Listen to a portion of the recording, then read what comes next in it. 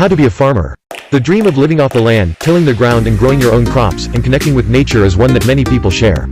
Particularly if you didn't grow up on a farm, it can be easy to romanticize the farmer's life, imagining it as a meditative, relaxed life far away from the frantic pace of city life. But this isn't a genuine picture of farming, and not everyone is cut out to be a farmer.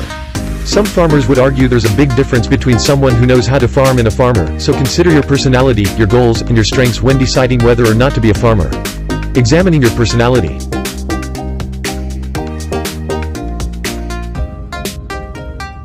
Consider why you want to be a farmer. Farming is hard work and requires a lot of knowledge and upfront investment. You have to be part entrepreneur, part equals MW redirect greater than small business owner, part scientist, and part manual laborer. Even if you do everything right, farming is unpredictable. Natural disasters such as floods or drought can wipe out crops, pests can decimate your harvest, and the price of crops can vary dramatically. Farming often requires a far greater time investment even than a full-time 9-to-5 job. Unless you want only a very tiny farm or large garden as a hobby, farming will have to become your life.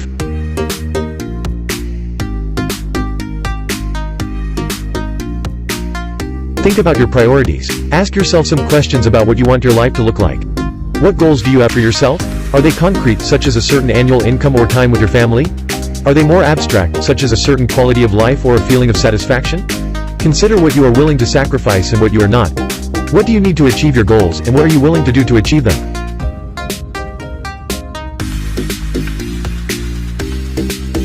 Decide whether your personality is a good fit for farming. Farming can offer you a life of independence and connection to your land, but it is also a huge responsibility. Knowing how you're likely to respond to situations that may arise will help you decide if farming is right for you. Are you comfortable being solely responsible for a large operation? The success of many small farms hinges entirely on their owners. As a farmer, you're in charge of all the day-to-day operations as well as long-term planning. You will have to make many decisions where the fate of your farm may hang in the balance. Are you able to accept uncertainty and variability in your life? A farmer's life is full of uncertainty, and the possibility for failure is high.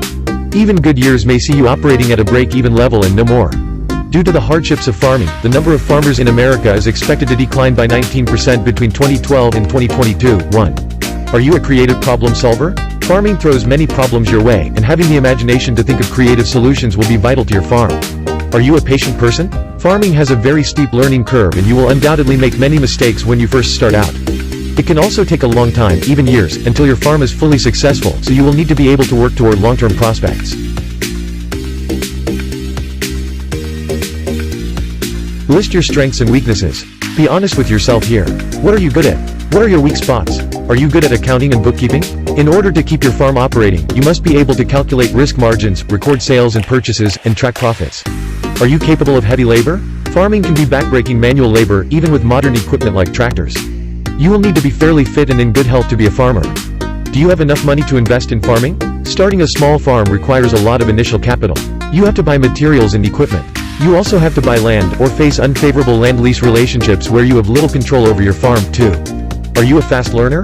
You will need to absorb a lot of information and keep up to date on many trends and techniques if you're to succeed in farming.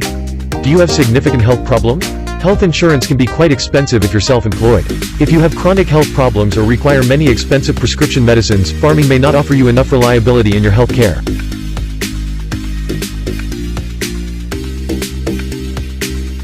Decide whether the economic hardships of small farming are acceptable to you. Small-scale farming is a notoriously poor-earning business, and 91% of all small farms require outside income either through other employment or through government and foundation grants to stay afloat. If things like saving for retirement or sending your children to college are goals of yours, farming may not be for you. The median farm income was $1,453 in 2012. That means the average small farm in America lost almost $1,500 a year.